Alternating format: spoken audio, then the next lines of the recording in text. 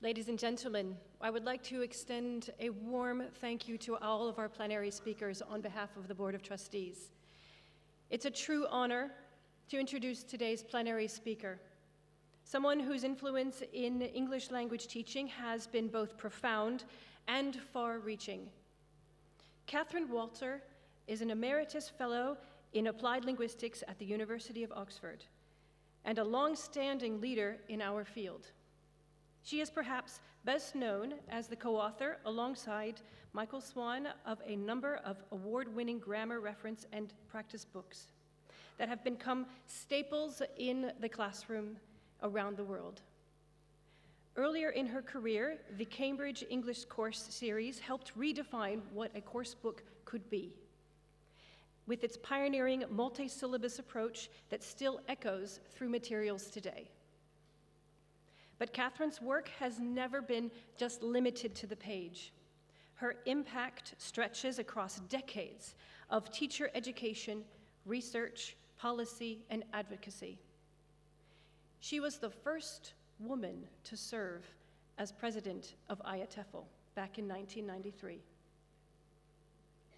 She has worked tirelessly on adversary boards for organizations including the British Council, Bell Education Trust, Cambridge English, and Oxford University Press, and has continued to build bridges between academic research and classroom practice through her roles with the British Association for Applied Linguistics and the Committee for Linguistics in Education, quite the multitasker. A consistent thread through her career has been her commitment to inclusion and representation. In the 1980s, she was part of the Women in TEFL group, which successfully lobbied for fairer gender representation in ELT materials. More recently, she co-chairs the University of Oxford Disability Advisory Group, and in 2008, she was awarded a UK National Teaching Fellowship for her work on inclusive teaching in higher education. Catherine's career is a testament to deep integrity, intellectual curiosity, and a persistent drive to make our profession more equitable, thoughtful, and informed. And on a personal note, we are especially grateful for her wisdom and unwavering dedication to IATEFL. We particularly appreciate all of her work on the Advisory Council. Please join me, ladies and gentlemen, in giving a very, very warm welcome to our first plenary speaker, Catherine Walter.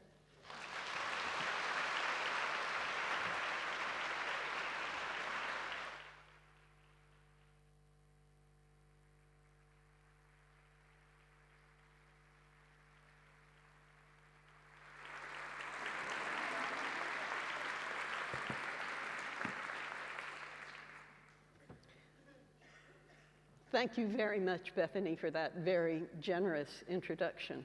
And thank you all for coming here today to listen to me. I'm a bit daunted. Thank you to everyone who's here in the room. Thank you for all the people who are listening online. And a special thank you to those who are able to listen and watch online while living in zones of conflict. The hearts of everybody here and all English teachers in the world are with you. Now, I will say that this talk is supposed to take 50 minutes. Originally, it was an hour's talk, but given recent developments in my country of origin, IATEFL has imposed a 16.6% tariff.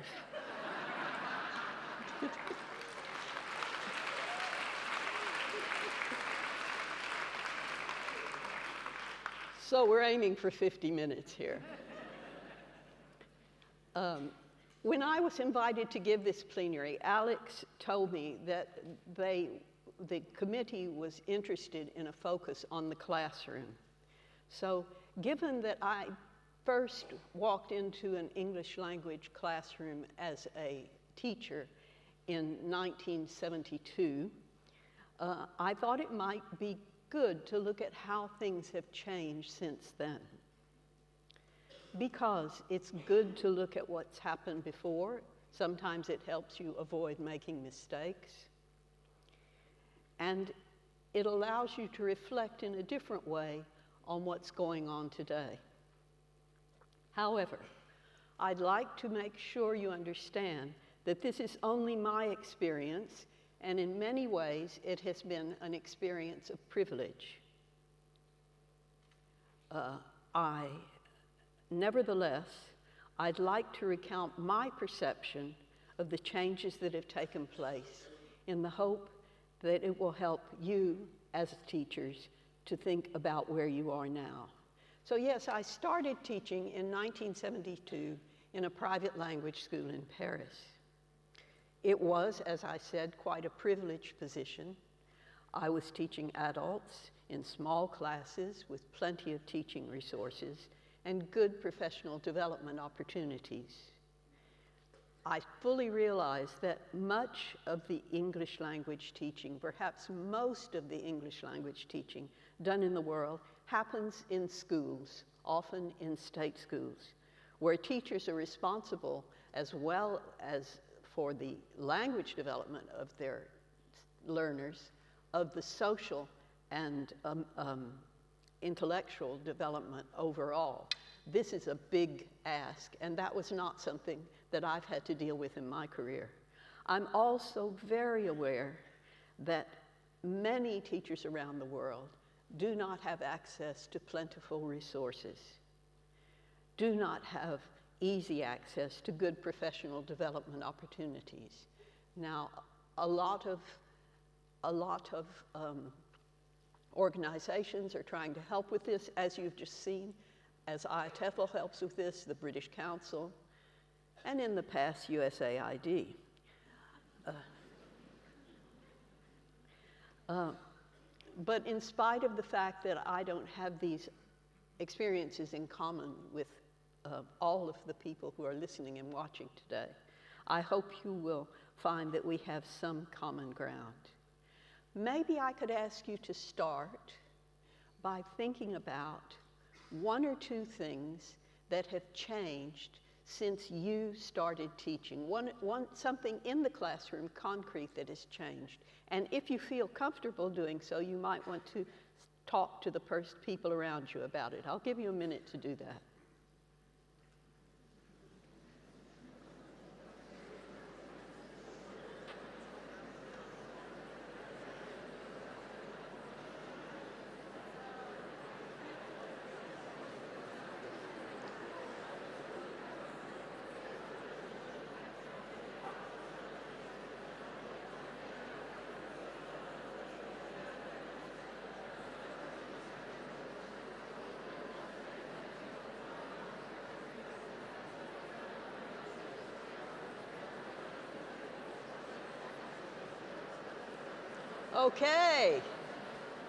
Okay, lots of changes there. You can continue over coffee later. Or maybe I'll just walk off the stage and... Okay, shall we stop there for a moment? You'll get another chance later. Okay, what do I perceive that has changed for me? Well, one of the things is that we know more about language. When I began teaching, grammar was pretty much conceptualized as the grammar of written English. So much has happened since then, and spoken English grammar is something that has been studied in depth and influences what happens in our classrooms and how we teach. People like Ron Carter and Michael McCarthy have helped in that endeavor. Also, we have larger and more accessible corpora, so not only do we know more about spoken English, we know more about written English as well. We now have immense corpora that we can use to study how language actually happens. I would say we always had corpora. We had corpora in 1972, but the corpora were on paper or index cards, and they weren't accessible to people who couldn't access them physically in person. The corpora we have now are very widely accessible to people who have the privilege of being able to access things digitally. Another area where we've learned more is lexis. When I did the equivalent of the Delta after a couple of years in this language school in Paris, a person who had recently finished their master's degree at one of the big British universities came to give us the session on linguistics. What is linguistics about? And so he asked us what we thought were the different bits of linguistics, and people said grammar, yes, and phonology, yes. And I had previously done a French degree in linguistics and French literature, and I had had the privilege of studying under one of the 20th century's premier lexicologists, a man named Cotes, who was one of the authors of the Petit Robert, for those of you who are familiar with French dictionaries. And so I said, well, lexicology. And he said, oh, no, we're not interested in lexicology. Well, we're interested in lexicology now, aren't we, folks? And we've learned a lot about not just, again, corpora give us access to a lot of information about words and how they're used together and what chunks of words are used. And these are all things that didn't happen or weren't as obvious or weren't as emphasized when I was first teaching. In fact, it's not just that we know more about language, but language has changed. Here's another opportunity for you to talk, but I'm going to stop you after 1 minute this time by making a very loud noise, if you don't mind. Can you think of a new genre of language that has emerged since you began teaching? A kind of writing or speaking that just wasn't around when you started teaching? Okay? 1 minute now.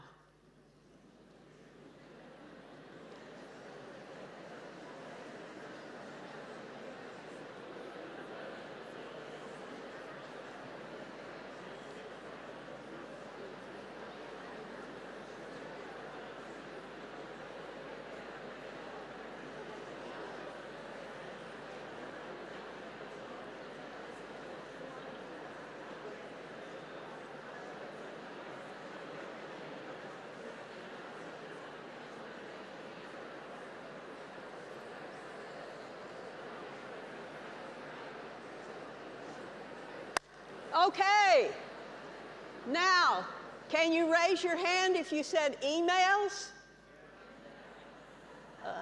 Can you raise your hand if you said Zoom? Does anybody want to shout out, and I'll try to relay to the rest of the audience? Anything else? Yes. Memes? Pardon? Emojis.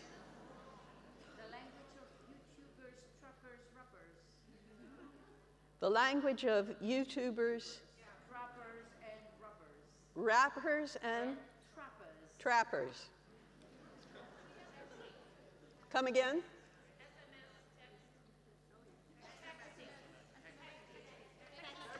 Texting. Okay, yeah, texting. And texting has changed too, hasn't it? I wrote an article with a student about apologies, about texts in apologies, comparing Malaysian and English language apologies in text. That was at a time when you had a very small limit to the number of characters you could actually use in a text. That's changed, hasn't it? Okay, so language has changed. Another change is that we know more about how people learn new languages. A few examples are the importance of deep processing of vocabulary, the benefits of spaced repetition, which have been taken on by some of the platforms, the AI platforms that help people learn and bring words back in a spaced repetition kind of way. And if you're interested in some of the latest developments, don't miss Carolina Cooper Tetzel's plenary for some more examples. Another thing that we do, which clearly some of us did intuitively, but which wasn't talked about and formalized, is differentiating our teaching and the tasks that we assign to suit the different students in our class. Giving different tasks, different homework, different possibilities for different people with different speeds of acquisition, for people with different interests, for people with different preferred ways of learning. Some of us have started, this is going to be changed and changing, some of us have started trying to give our learners more choice in how they learn and work. On the premise that if they own their own learning to some extent, that's not me. That will help them to invest in it and make for better learning. Increasingly, this includes accommodating neurodivergent learners and those with disabilities, people who are dyslexic or ADHD or autistic, people with disabilities. How many, can you raise your hand if you've had the privilege of teaching someone with a serious visual impairment? Wow, that's lovely to see. And what has it taught you, and what has it taught the other students in the class about living in a diverse society? Sarah Mercer, we can, for those of you who have taught people with visual impairments, I hope that you had an easier time of it than the first time I did it, when I had no preparation and learned on the spot. It worked very well, it was beautiful, and I learned by asking the person what was needed and by working with the class, and we did a fair job of it. It was good enough, and I'll talk later about being good enough. But now there is a move to thinking about acting proactively to include a range of learners. Sarah Mercer offers a very interesting discussion of a proactive framework called the Universal Design for Learning in her new book that she's launching at IATEFL. So have a look at that. We also welcome teaching colleagues from a variety of backgrounds and communities. When I started teaching, you had to be a native English language speaker to work at that school. Now we know that most of the successful, good language teaching that's done around the world is not done by people whose home language, original home language, was English. And we know, I can remember having a discussion with someone who said, but isn't it better to have a native speaker? And I was a bit exasperated at one point in the conversation, and I said, look, I get on very well with the people who pick up my bins on a Wednesday. They pick up the trash in the bins and put them in the truck. All three of them are native speakers of English. I would much rather have an informed teacher of English who didn't learn English in the cradle than my garbage man. And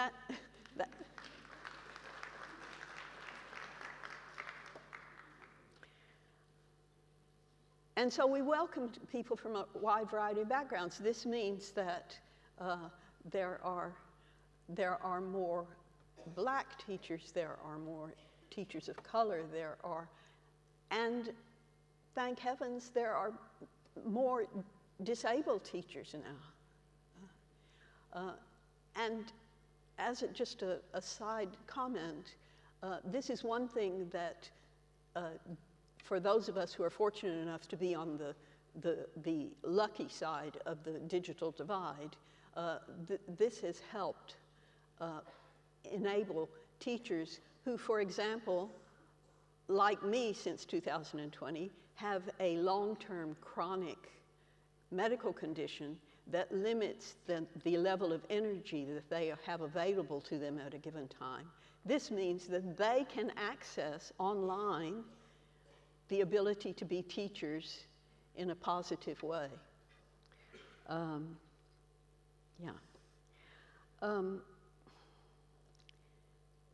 So we not only welcome teachers from a variety of communities, but more and more, and you keep at it, we expect language teaching materials to represent people of various ethnic origins, ages, genders, sexual orientations, disabilities and abilities, religions and belief. And that can only enrich us. Work has been done, not in English language teaching, but in other areas, for example, science, that shows that a diverse team that ranges across these kinds of categories produces better quality work.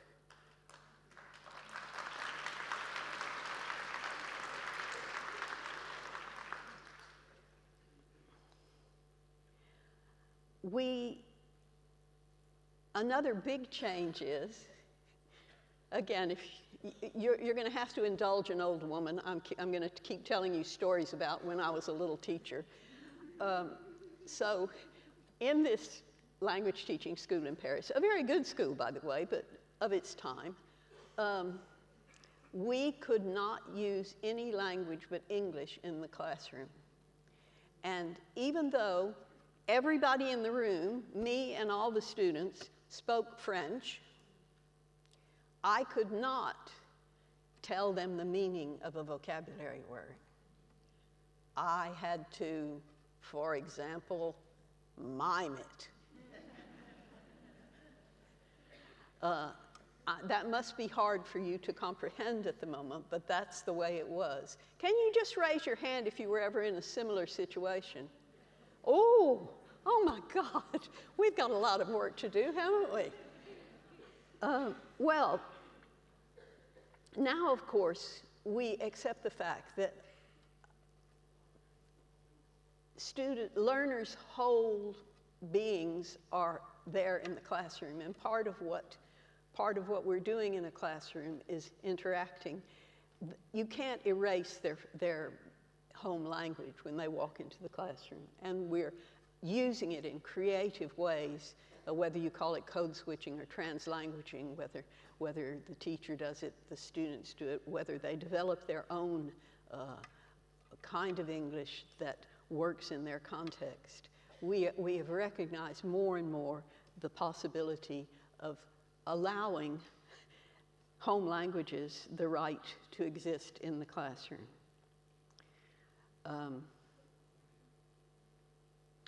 Another change. Some of us plan our lessons with the aim of creating opportunities rather than creating outcomes. I stole this idea from Jason Anderson. But this is something that's developed out of some of the exciting innovations that kind of work towards allowing emerging language to guide the classroom dialogue, things like dogme and of course task-based language teaching, and you're going to have a plenary on task-based language teaching later in the conference.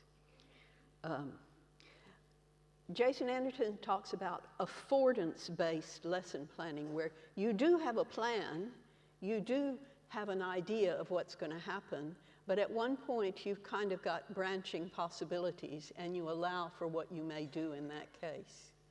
I think this is a fascinating and productive route to go down, rather than, but again, it's something that teachers were doing intuitively for years. My partner, Michael Swan, used to say, if you get to the end of your lesson plan, you've failed. So it's not a completely new idea, but it is being elaborated and thought about in ways that I think can be very useful to us. Another thing that's changed is that we encourage our learners to become autonomous and self-regulated. Not all of them want to be. I guess I hear the cry from people who teach adolescents, no? Yes, if the learner can own the language, if the learner can find ways of managing their language themselves, that's going to be a big plus in their learning. And to help them with this, one of the things we use is formative assessment. Assessment has just gone, there's going to the ELTJ debate's going to be about assessment, and I hope you'll listen to it, because Barry O'Sullivan's one of my favorite scholars in the universe. And he'll have some very useful things to say. We've learned a lot about assessment, and we, as teachers, have developed more assessment literacy. And especially, we've learned to use formative assessment so that assessment isn't just seen as a test where you pass or fail, but as something that feeds into the learning process. We've carried out classroom research. How many people in here have carried out classroom research? That's fantastic, yeah. How many people wish they could carry out classroom research, but haven't managed? Okay. Can you think about what might help you to do that? And you've got plenty of resources here at this conference to help you in that aim.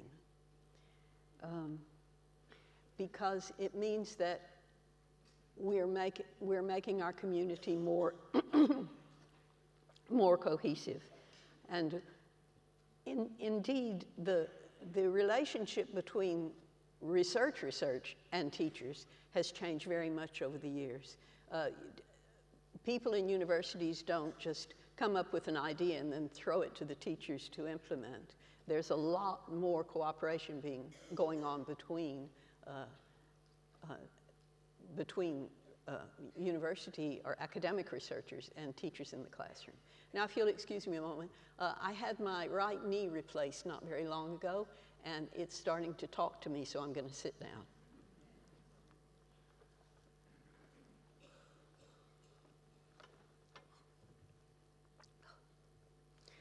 Another thing that everybody who is here obviously does is we undertake continuing professional development. We see teaching as lifelong learning. And while this was always somewhat implicit, we were tremendously fortunate in Paris in the 1970s because we had Alan Maley as the English language officer of the British Council, who brought huge resources to bear in bringing us news from people who are working in very exciting places in the English language teaching landscape. That was wonderful professional development, and I'm sure that, here, this is your professional development. I think that continuing professional development is something that people have become more and more aware of. Another change, this is the last one in this little list, is some of us see the teaching of social responsibility as part of our job as language teachers. Could you raise your hand if you're one of those people? Okay. Some of us feel that. Some of us feel that because language is a way of communicating between worlds, that we need to think about our world. And I think that's an acceptable and honorable stance. We don't all do it, but we can dialogue about it. Now, I've got another little list for those of us who are on the fortunate side of the digital divide. We have a wealth of teaching resources to choose from. The course materials we use, rather than being lockstep, as in a way they were when I started out with my very first black and white book to teach English, which wasn't bad. It was called First Things First by Louis Alexander. And I will permit myself to recite to you the first dialogue in that book and ask you to reflect on how it exemplifies grammar and functions and phonology. So you've got, the picture is a woman getting up from a train and leaving her handbag on the seat, and a man is talking to her. And the man starts the dialogue, and it goes like this. Excuse me, yes. Is this your handbag? Pardon? Is this your handbag? Yes, it is. Thank you very much.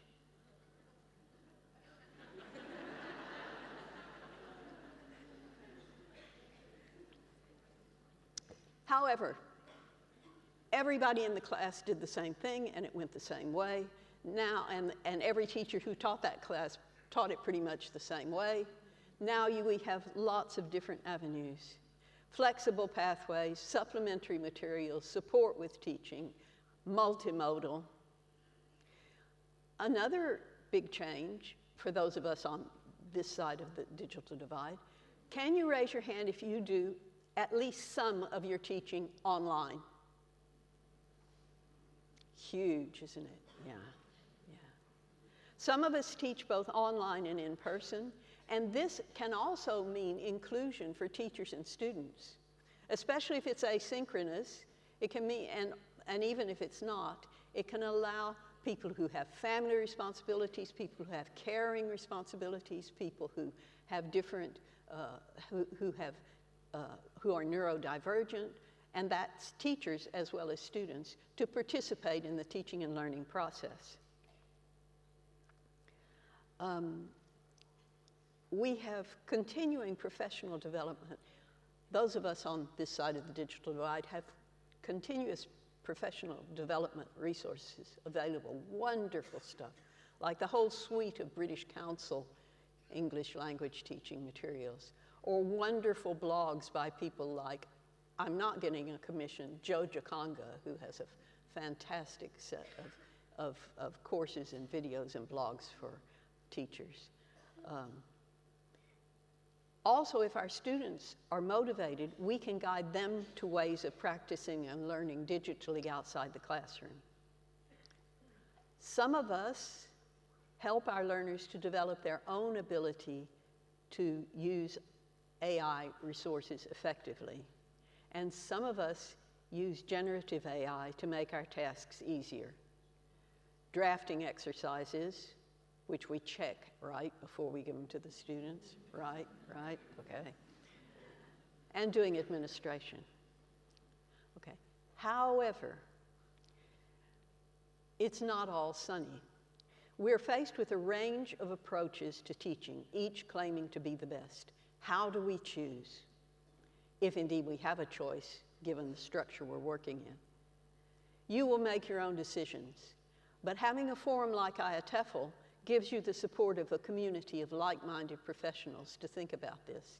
Some of the things that are the best thing in the world today may not be the best thing in the world tomorrow, and you can use your critical abilities combined with discussions with colleagues to think about that. Differentiating, okay, I talked about the fact that we differentiate the tasks that we give to students. That's fantastic. It's complicated, and it requires careful preparation. But here is one place, again, where AI, properly curated, can save us time and effort. Have you ever wanted to try a new approach and been afraid it would go wrong? Yeah, yeah. Those of us who teach in schools also have to face the expectations of mothers and fathers and other guardians and parents, ministries, popular opinion. That's a huge weight. And sometimes an overpowering weight. So that, for example, while we know that it's best not to start second language learning before children have acquired some literacy in their first language, and we've known it for years, and the evidence is overwhelming, there's still a big push from popular opinion and many ministries against that. We got to live with it, folks. Just keep chipping away at that. Sometimes we want to try new approach. We sometimes have to teach to a test. Raise your hand if you sometimes have felt pressured to teach in a certain way, because, still a problem. We worry about, we worry about bias and cheating in AI assessment.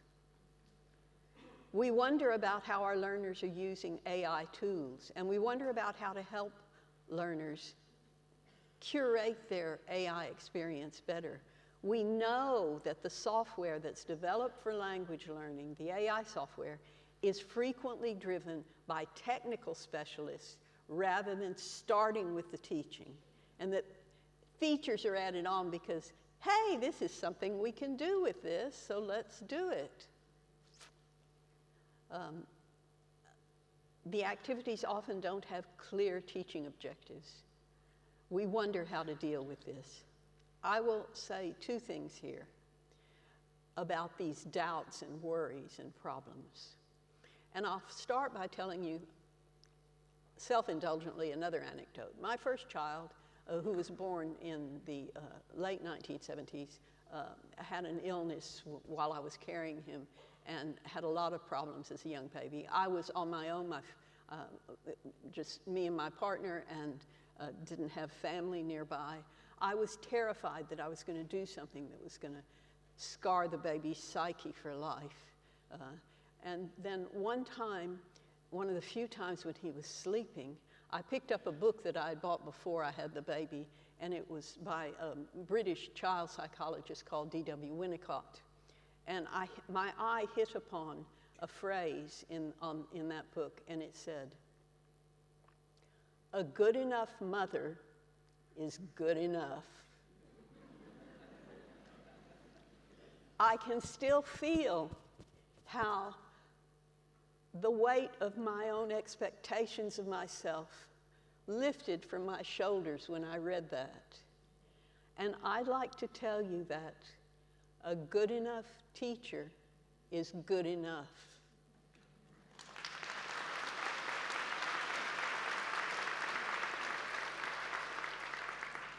You're going to make mistakes, you're going to accept your mistakes, and you're going to recognize your mistakes. I'll just say one more anecdote in this regard. Recognizing your mistakes as a teacher can be beneficial both for you and for your students. I was once, in the heady period of the 1970s, following a class in Italian taught by a method that's called the silent way. Some of you may know about the silent way. In the silent way, the teacher hardly says anything. And the silent way has some very, very good features to it that we all use today in our teaching without realizing it. But anyway, so here we were, and we had the Italian teacher. We hung on her every word because there weren't very many words to hang on to. And she said something, and then she went, and then there again was one of those moments when I felt like the teacher made a mistake and said it was okay to make a mistake. And if it's okay for the teacher to make a mistake, it's okay for the learners to make a mistake. So I think that's an important lesson. You will make mistakes, you will recognize them, you will learn from them, and it will show your students that it's okay for them to make mistakes too. So that's one thing. The other thing I'd like to point out is that change isn't necessarily linear. And sometimes we wonder why that is. When do you think the first depiction of a same-sex couple with children appeared in a British English language teaching textbook? Think of a year.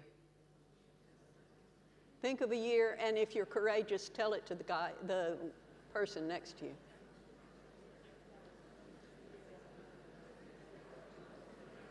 Okay? Because we've been working very hard these past few years to have more inclusivity in our language teaching materials, haven't we? Well, that depiction occurred in 1992.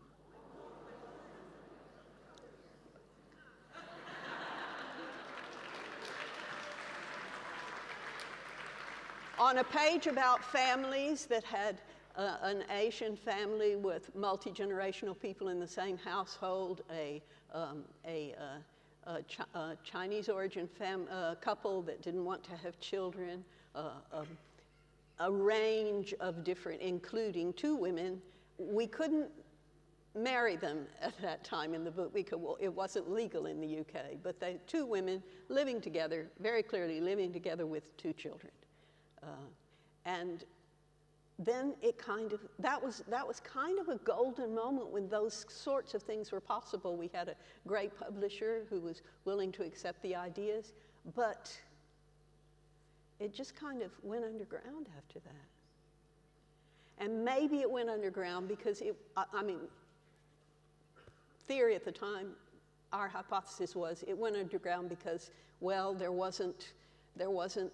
wasn't a systematic, programmatic thing. It was just something that we took for granted you should do, and so we did it and moved on. But here's another example. Bethany mentioned the Women in EFL Materials project that Madeleine Duvivier and Jill Florent and Ingrid Freebairn and some of the other people who may be in this audience worked on together with me. We canvassed teachers around the globe. By that time we had email. So we canvassed teachers around the globe about how they saw a depiction of women and men in English language teaching materials. We did a lot of work on how psychologically people perceive the word man when it's used generically, and so on and so on. We brought our findings together, we wrote a little booklet, and we approached the British Publishers Association, and we successfully lobbied them to recommend those guidelines, which, by the way, you can find on the IATEFL website somewhere, maybe History of IATEFL. Richard Smith will tell you. So we figured it was a success. A few years later, it had sunk without trace. So that was programmatic. We had tried to do it in a positive way. But this is just to tell you, sometimes you just have to keep fighting. You know what somebody said about the arc of history? Well, it's not a straight line. Sometimes we have to come back again and again. But it's useful to look at what people have done before when we do that. Okay. Some of the key words in what I've been talking about so far, some of the key words that may not have been mentioned yet, are agency. Agency, we're taking on more agency as teachers. We're giving our students more agency. We're giving agency to different people from different communities. Inclusion, really important. Inclusion in the teaching core, inclusion in the student core, inclusion in inclusion and representation in course materials, textbooks, and online course materials, and so on. Evidence. We need to be.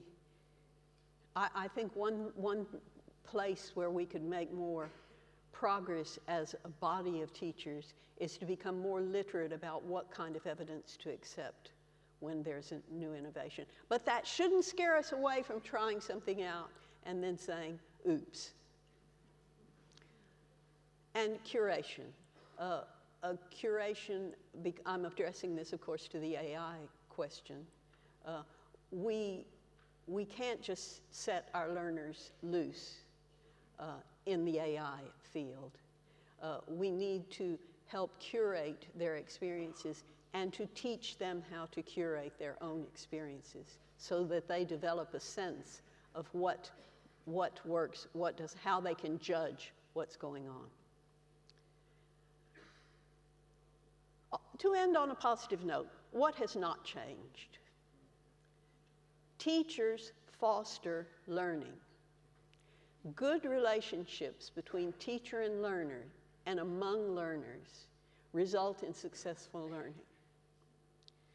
There's a notion in psychology that a good relationship between, say, a teacher and a learner, or between two learners, or a group of learners, creates what Carl Rogers calls empathetic immersion,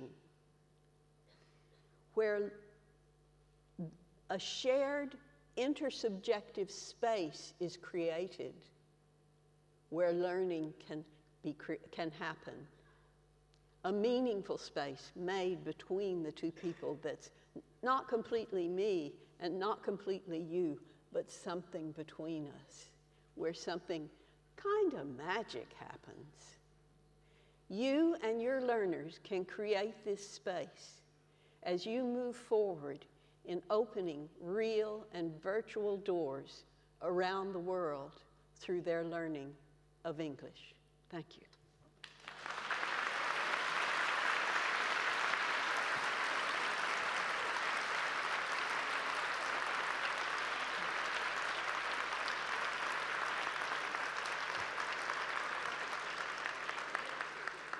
Okay.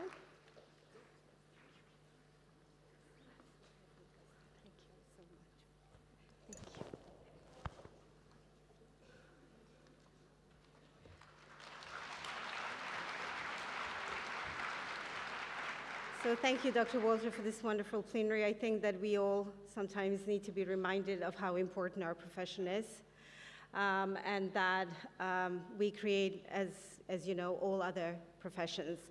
Now, I would like to, before we go for a short break and before the main sessions start, to say a huge thank you to two more trustees who couldn't be in this room because they are doing the crowd control outside, Georgia and Andy. And also, I would like to remind you that all of our plenaries will be online later today, starting, I think, at around 6 p.m. So if you want to go back to our plenary talks, you can do that. A huge thank you to the other plenary speakers that we have this week.